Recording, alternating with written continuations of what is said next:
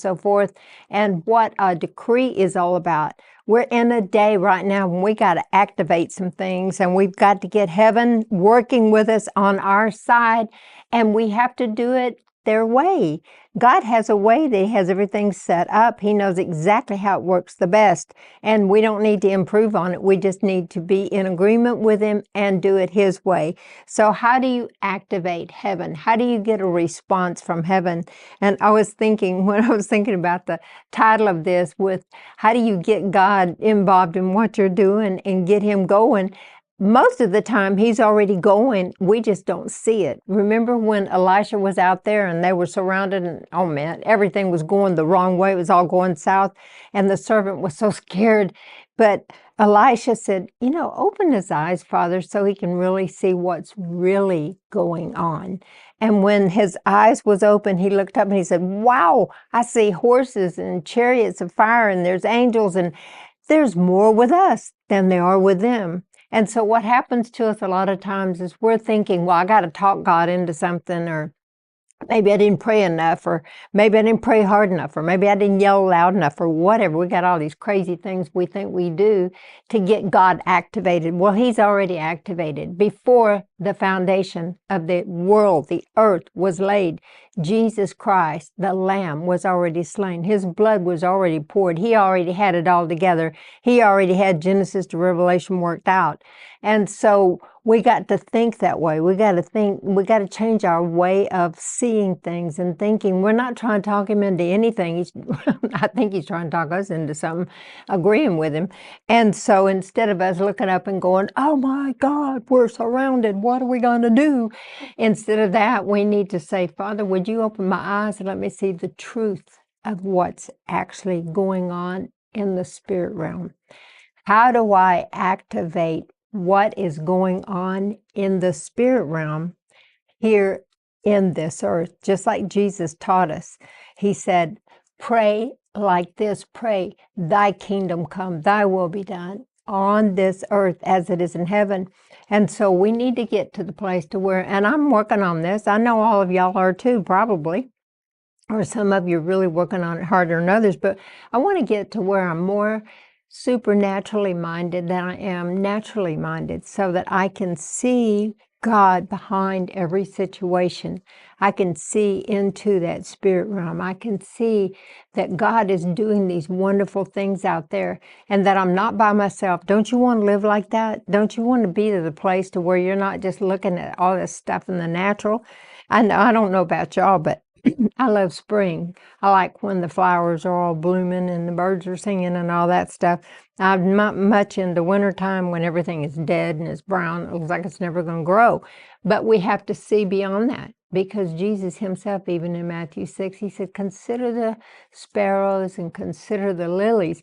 Well, that lily's down underneath the ground. It doesn't even look like anything's happening. It was just old ground there, and it's cold and there's ice and snow on it. But that little lily's just in there just waiting. We're not seeing it. And that's what happens to us, is how do we see? What are we seeing?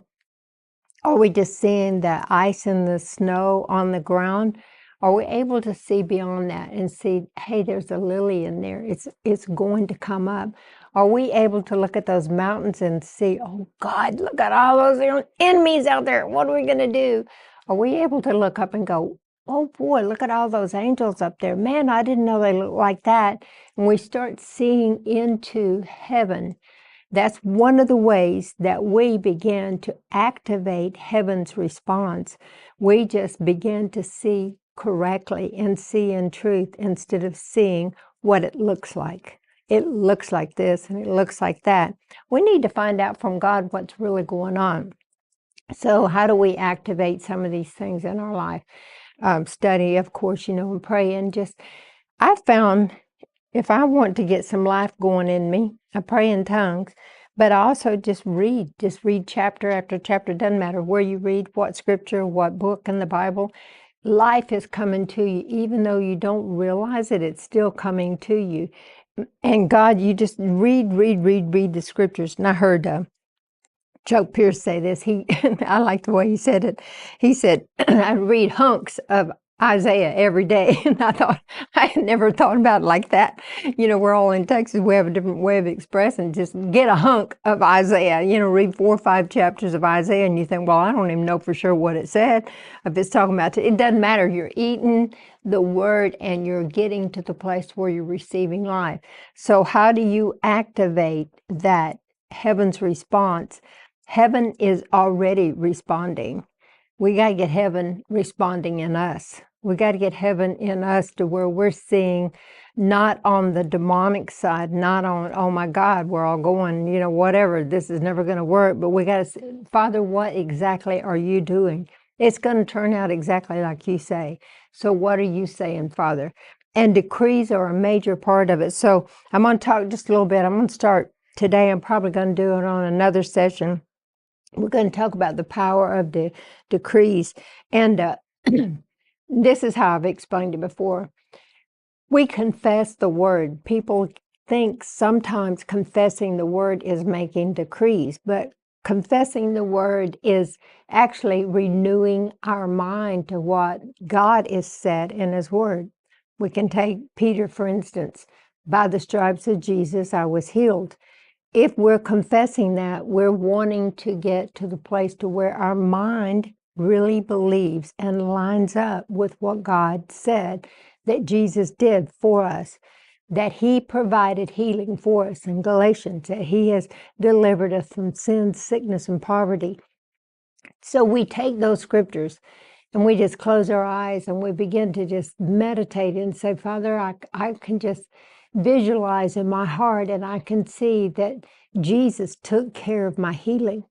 I know that he did. He took care of all of it. He took care of my salvation. He took care of me for eternity.